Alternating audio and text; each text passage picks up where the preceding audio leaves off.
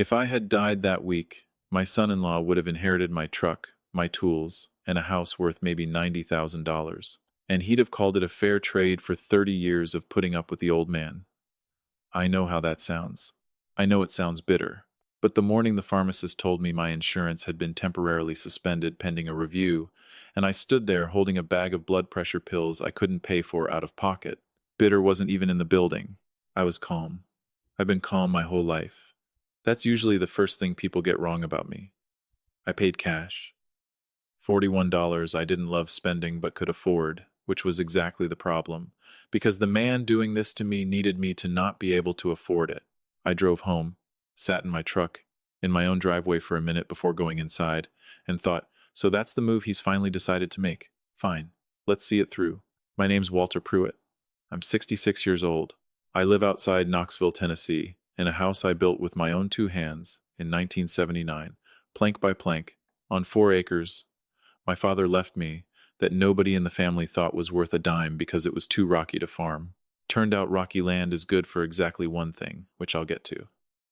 I spent 38 years as a machinist at a plant that made parts for diesel engines, and I raised my daughter, Denise, alone after her mother passed when Denise was 9. Cancer.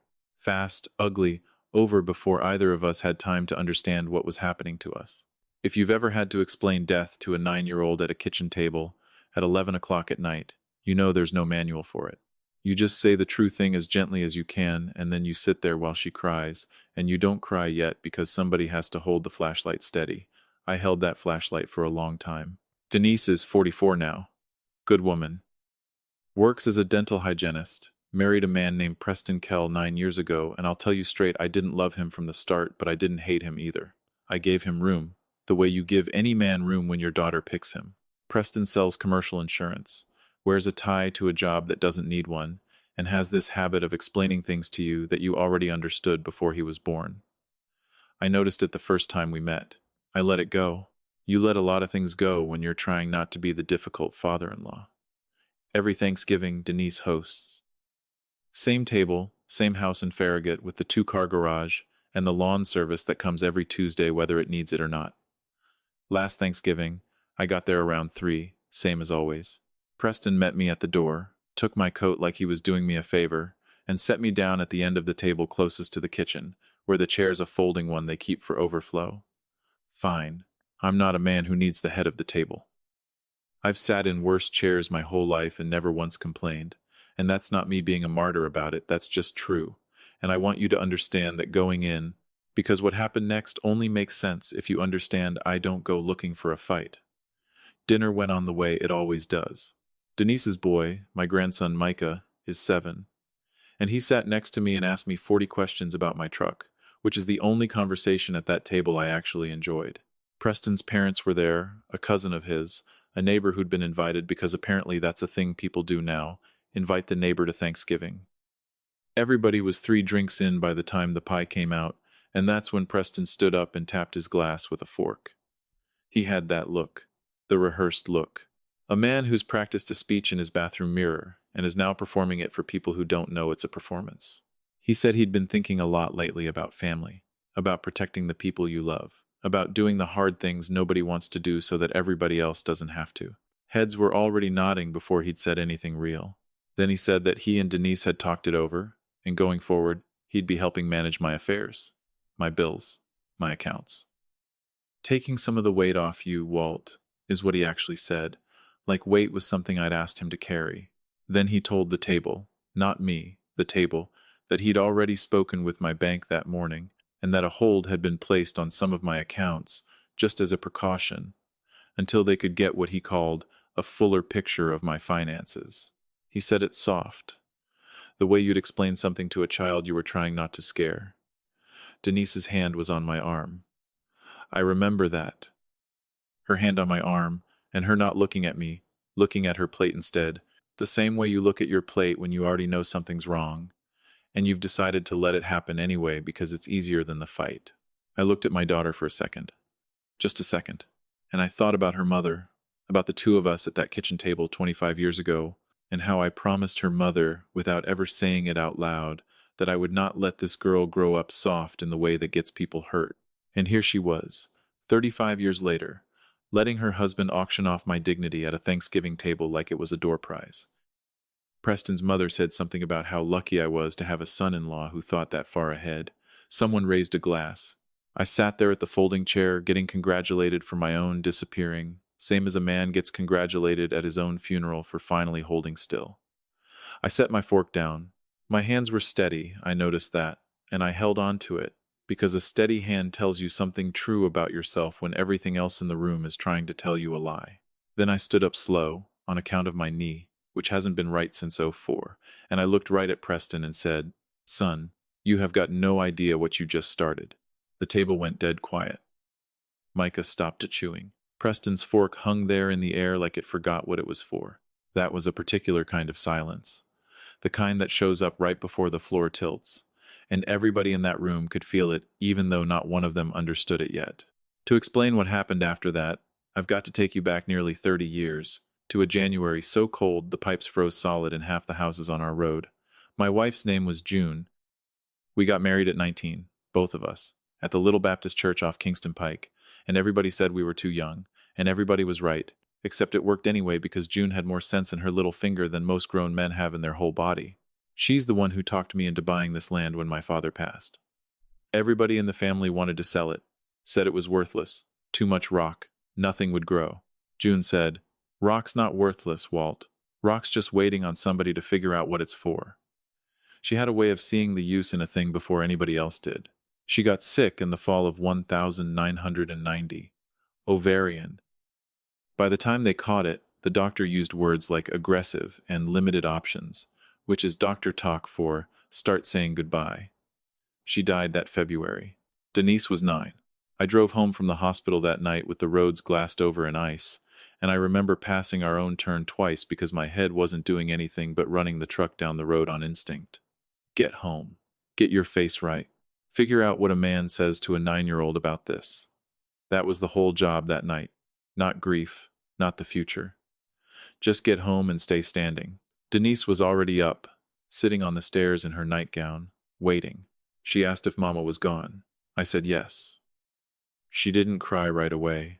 Neither did I. We just sat there a long while in a house that had suddenly gotten too big and too quiet, the two of us learning how to be quiet in it together. If you've ever had to be strong for a child in the exact hour your own chest was caving in, you know there's a loneliness in that with no bottom to it. You don't get to fall apart. Somebody smaller than you is watching to see if the ground's still there. The bills started inside a week. Hospital, funeral, the mortgage we'd taken out to cover her treatment that didn't stop needing paid just because she wasn't around anymore. I sat at my kitchen table on a Sunday night with those envelopes fanned out in front of me and a cup of coffee gone cold, and the furnace clicking on and off, and I made the one real decision of my whole life. I decided I was not going to come apart. Not because I didn't have the right to, I had every right there is. But that girl down the hall needed one steady person left standing, and I was the only candidate for the job. What I knew back then was diesel engines and machine tolerances down to the thousandth of an inch. What I didn't know was money, past a paycheck and a savings passbook.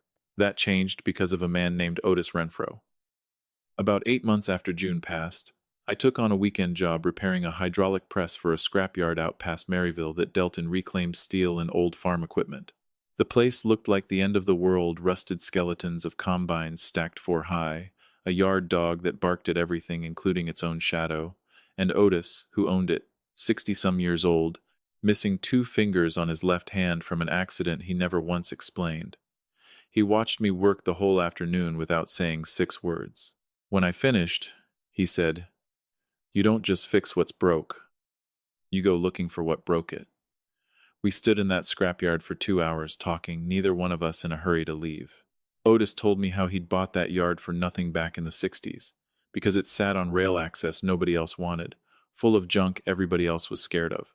He explained something to me that night I'd never once heard put into words, that scrap steel, real scrap, the kind buried under 50 years of rust, was worth more than people thought, because most folks saw garbage where a man who understood metal saw inventory. He didn't offer me a partnership. He didn't offer me a dime. He just talked to me, the way an older man talks to a younger one, when he sees something in him worth not letting go to waste. I drove home and wrote every word of it down on a yellow legal pad, both sides. small handwriting, the same pad I still have in a drawer in my shop to this day. 4 months later, I bought my first piece of land at an estate auction, 11 acres of what everybody called worthless rock out past Corryton, cheap because nobody wanted it. I didn't farm it. I quarried it, nights and weekends, sold crushed limestone to road contractors who needed fill for the new highway going in. Denise was 9, then 10, and some Saturdays she'd sit on an overturned bucket at the edge of that quarry and hand me tools without being asked, and we didn't talk much, and we didn't need to. I'd buy her an ice cream on the way home. That was the shape of us, for years. Not distant, just quiet. Two people who kept showing up for each other without ever making a ceremony out of it. The second quarry came 3 years after that, then a third. Then a gravel hauling operation to move the stone myself instead of paying somebody else's trucks. In 1998, on the advice of an attorney out of Knoxville, I trusted more than most men I've known. I folded the whole operation into a company called Pruitt Stone and Aggregate, LLC, and I kept my name off the public paperwork about as far as the law would allow. By the time I slowed down, I owned 4 quarry sites, a fleet of haul trucks, and a standing supply contract with the State Transportation Department that alone was worth more than most men around here make in a lifetime. All told, conservatively, north of $4 million, throwing off close to $22,000 a month even now that I've mostly stepped back from running it day to day. I never told Denise the real numbers. Not once. She grew up thinking her daddy ran some rock trucks, and figured we were comfortable, not wealthy. Her college got paid quiet, through an account she never saw the name of. I stayed quiet on purpose, because I'd watched what happens to a young person who grows up knowing money's coming. It teaches you to wait instead of build, to expect instead of earn. I wanted my daughter to become a woman who'd have turned out just fine either way, and she did. She became exactly that woman, right up until Preston started quietly rewriting who she was. Now, here's the part I want you to sit with, because Preston is not a cartoon. I found out later, from Denise herself during a hard conversation, that his own father had lost almost everything in his 60s bad partnership, a business deal that went sideways, some fast-talking associate nobody vetted properly, and by the time anybody in that family caught on, there wasn't much left to save. Preston watched his father go from comfortable to humiliated in 18 months, and he swore, in his own quiet way, that it would never happen on his watch again to anybody he loved. So when he looked at me, a quiet old man in a Carhartt jacket who talked about rocks and trucks and never much else, he didn't see a father-in-law. He saw a liability waiting to become a headline. In his mind, he wasn't stealing my life from me. He was rescuing it before I lost it myself. That belief is exactly what let him justify every single thing that came after. It started slow, the way these things always do. About a year ago, Preston began asking questions dressed up as concern. Was I keeping good records? Had I thought about what happens if I got confused one day, the way his own father had toward the end, mixing up which bills he'd already paid? He'd bring me articles about elder financial scams, highlighted in yellow marker, and set them on my kitchen counter like evidence. Denise worries about you, Walt. She reads about this stuff. Denise started repeating his phrasing in her own voice, close enough to his that I could hear where it came from. Then came what felt like inspections dressed up as visits. Preston glancing at my mail on the counter, asking, real gentle, whether the house, my house, the one I built board by board, was getting to be a lot to keep up with these days. I've lived on that land since before Denise was born. I know every rock on it personally. I said nothing. I just started paying closer attention. Then he asked me to sign what he called a limited financial authorization, just in case, so he could step in and handle things if anything ever happened to me suddenly. 2 weeks later, he came back with a form Denise had already half filled out in her own handwriting, which told me she'd known about this longer than she'd let on. I looked it over, told him I'd have my own attorney review it first, and put it in my kitchen drawer. And I want you to understand what was moving through me in that moment, because it wasn't anger. It was a slow, cold kind of sadness. My daughter's husband was standing in my kitchen holding a piece of paper meant to take my own life out of my own hands, and he genuinely believed he was doing something kind. Then came the pharmacy, the suspended coverage, the $41 cash. I drove home and called my insurance company myself, and a representative told me, careful and rehearsed, that a request had come in from an authorized contact citing concerns about vulnerable adult financial oversight, which had triggered an internal review. That contact was Preston. He'd used Denise's login and some paperwork from his insurance job to file it. Technically within his rights as her spouse on a joint household account, but nowhere close to being within his rights over me. I sat with that phone in my hand a good long while. Then I set it on the counter and looked out my kitchen window at the quarry road cutting off through the trees, the one June used to walk down in the evenings when the weather turned decent, and I thought about her for a minute. Then I picked the phone back up and called my attorney, a careful, unhurried man named Harlan Voss who has never once in 20 years wasted a sentence on me. I said, "It's time." He said, "Give me 4 weeks." I told him he had them. Over that month, Harlan built a full package, every quarry deed, current appraisals from 2 independent firms, the state supply contract, 15 years of company financials, all bound and tabbed like a courtroom exhibit. A written opinion confirming the authorization Preston had drafted didn't touch a single asset belonging to Pruitt Stone and Aggregate, since the LLC predated Denise's marriage entirely and sat outside anything Preston had legal standing over, and his office logged, in writing, every single attempt made to restrict my accounts or access my records during that stretch, every date, every hour, every dollar involved, documented and time-stamped, all of it. Here's the part that tells you something about patience, if you're willing to hear it. During those 4 weeks, I had dinner with Denise and Preston twice. Normal dinners. How's Micah doing in school? How's the insurance business? I said nothing about the accounts, nothing about Harlan. I went to bed at a decent hour. I fixed a fence post that had been leaning since spring. I waited. Not because I had no other choice, because I knew exactly what I was waiting on, and a man who knows what he's waiting on doesn't need to hurry. Which brings us back to that Thanksgiving table. Preston had made his announcement. My accounts were frozen, my daughter's hand was on my arm, and she wasn't looking at me. And I just stood up on my bad knee and told my son-in-law he had no idea what he'd started, and the whole table was holding its breath waiting to find out what that meant. I reached into my jacket pocket, pulled out my phone, and dialed. Harlan picked up on the second ring, exactly the way we'd planned it. I said, "Come on out." Preston's face flickered, just barely. He said, "Walt, who are you calling?" And every ounce of that rehearsed, gentle tone had already drained clean out of his voice. Denise said, "Dad, what's going on?" And for the first time all night she was actually looking at me. 15 minutes later, headlights swept across the front window, and the door opened to a blast of cold November air. Harlan Voss stepped inside, stamping his boots on the mat, unhurried, in a gray wool coat, carrying a leather satchel that had to be older than Preston. Silver at the temples, reading glasses hooked in his shirt pocket. The slow walk of a man who's stood in enough hard rooms to know he doesn't have to perform for anybody in them. He said, "Evening, folks. I represent Walter Pruitt."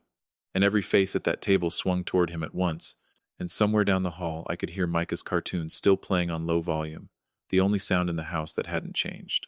He set that satchel down in the middle of the table, right between the turkey carcass and the pie nobody was eating anymore, and opened it. Folders, deeds, appraisals, 15 years of financials bound and tabbed. Nobody at that table so much as breathed. Harlan opened the first folder and read it out flat. No drama in his voice at all, just facts laid down clean. He said Walter Pruitt is sole owner of Pruitt Stone and Aggregate LLC, formed in the state of Tennessee in 1998. The company operates 4 active quarry sites, a private haul fleet, and holds a current supply contract with the Tennessee Department of Transportation. Combined appraised value, as of last month, sits at just over $4,100,000. Preston's mother let out a short laugh, the kind a person makes when they're buying themselves a second to catch up. Nobody laughed with her. Preston himself just stared at the page like it was written in a language he used to know and had forgotten. Harlan slid a second sheet across the table toward him. He said the average net income runs above $21,000 a month.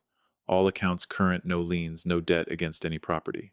Preston picked the page up, set it down, picked it back up again, and his hands were doing something they'd never done in front of me before. They weren't steady. Then Harlan laid a third page down, face up, so everybody could read the heading themselves. The financial authorization drafted and requested by Preston Kell does not extend to, and has no legal bearing on, any asset held by Pruitt Stone and Aggregate LLC. Every attempt made over the past 4 weeks to access, restrict, or influence Mr. Pruitt's accounts has been logged and documented by legal counsel. No formal complaint is being filed with the state insurance board at this time. That will remain the case provided there are no further attempts of any kind. Then he closed the satchel, straightened his coat, said, "That'll conclude the summary, folks," and walked back out into the cold as quiet as he'd come in. The table stayed frozen a long moment. Nobody looked at anybody else. Down the hall, the cartoons played on, cheerful and completely out of step with the room. Denise was the first one to find her voice, and it had changed. Every soft, uncertain thing had gone out of it. What was underneath wasn't anger at me. It was something closer to fear.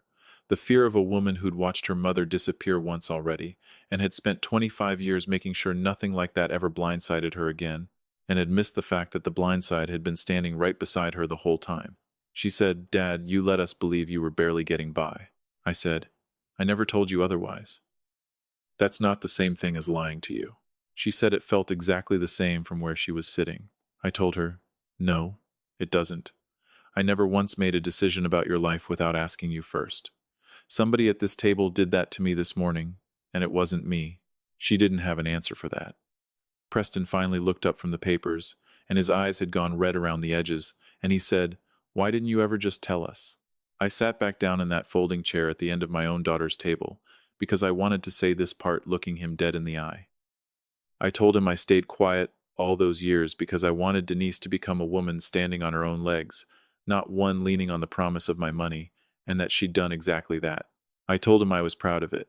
But somewhere in the last year, somebody had convinced him that the quiet old man who bought his granddaughter, his grandson, rather ice cream on Saturday afternoons, was a problem that needed managing, and he'd used his own wife's name and his own job's paperwork to shut me out of my own life over it. I told him that was the part I couldn't set down easy. Never the money. Not once had it been about the money. He didn't have an answer either. The room didn't have one for him. Preston's parents left first, murmuring something about the hour, cars backing down the driveway one after another into the dark. Denise's cousin followed not long after. When the house finally emptied out, Denise sat at that table with the papers spread in front of her, and I sat across from her, and neither one of us said much of anything for a long while, and that was fine. We were always better at sitting together than talking. She and Preston separated 4 months later. Not out of spite, just out of the plain fact that trust, once you've watched it operate like that, doesn't put itself back together on its own. He moved out. Micah splits his weeks between them, and I see the boy every Saturday now, same as always, sitting on his own overturned bucket at the edge of the quarry, asking me questions about the haul trucks. Denise and I talk more now than we have in 15 years about her mother. Mostly, things she never got the chance to ask when she was 9. And some nights, it's just ordinary talk. A problem at her job, the fence post, the boy's schoolwork. I set up a trust for Micah that spring. Nothing touchable before he turns 25. Split between school, a first house, and whatever comes after. When he's old enough, I'll walk him out to that quarry myself and tell him exactly where every dollar of it came from, every Saturday, every cold morning, every decision made one at a time by a man nobody thought was worth dressing up for. Here's what people got wrong about how I handled Preston. I didn't go after him. I could have. I had 4 weeks of documentation sitting in a folder that would have made his employer very interested in a conversation. I didn't file with the state board, though Harlan told me flat out I had every right to. Not because Preston earned my mercy, I'm not sure he did. But because burning him down wouldn't have put one single thing back together, and I've never had much patience for a thing that only feels good in the moment it happens and costs you something quieter later. Some of the family thought I went too easy on him. I wasn't being easy. I was being exact about the difference between what actually helps and what only satisfies you for an afternoon. If you've ever confused getting even with getting free, sit with that a minute, because they are not cousins of the same idea. Only one of them lets you sleep at night for the rest of your life. These days I still drive the same truck. Still wear the same jacket with the busted zipper I keep meaning to replace. Last Saturday I rebuilt the hydraulic line on one of my own haul trucks just because my hands wanted something to do, and Micah sat on his bucket the whole afternoon asking me why the metal got hot the way it does.